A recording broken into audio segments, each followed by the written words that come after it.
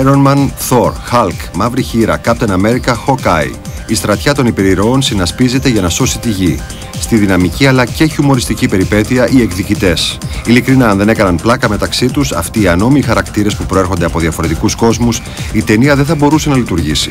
Ο Hulk, Mark Ruffalo και ο θηριώδης Thor, Chris Hemsworth, συμφωνούν. You know, when I first saw the Avengers, I mean the first 10 minutes, I said, this thing, all these people together, the superhero, it wouldn't work.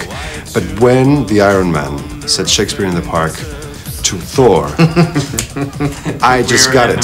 That was it. I think it was the beginning of the movie and every world together. Yeah. So we were expecting this sense of humor. Otherwise, it just... It's true. That's what I've been saying, is the humor links all this stuff together. It's like when the audience is allowed to laugh for the right reasons, instead of sort of snickering, you know, that's ridiculous. When you're allowed to laugh at the right points, then you buy the rest of it. You're on board, you know. And I felt the same thing every time. Like Downey or somebody was the voice of the audience, and you know the reference to Point Break. You know, like that had never been said in a movie, but in a Thor or whatever previously, but. I look like I'd stepped off the beach, you know, long blonde hair and, you know, like... Shakespeare in the Park. Shakespeare in the Park, you know. That was funny, yeah. Does mother know that you weareth her drapes?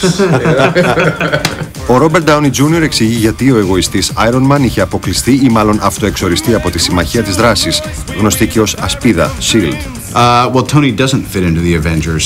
He was rejected as a candidate when last we saw him, so there's that hurdle to get over.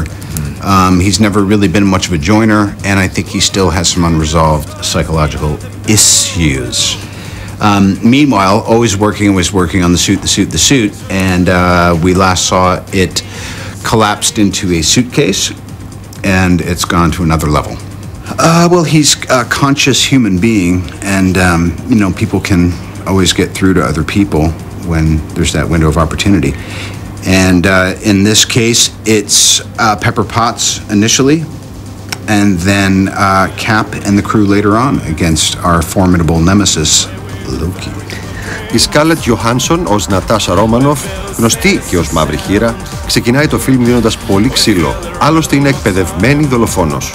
The Black Widow fits into S.H.I.E.L.D. as a master assassin, and she's basically, I think, kind of reluctantly there, but is there because she sort of owes a debt, for lack of a better word. I felt really proud to be a part of this group. I think more than anything, I didn't always think of it as being the only girl in a group of guys, although that does, of course, come up, especially, you know, like that locker room kind of conversation that a lot of the guys shared, but I can certainly appreciate that. And I think more than anything, I was just really happy to be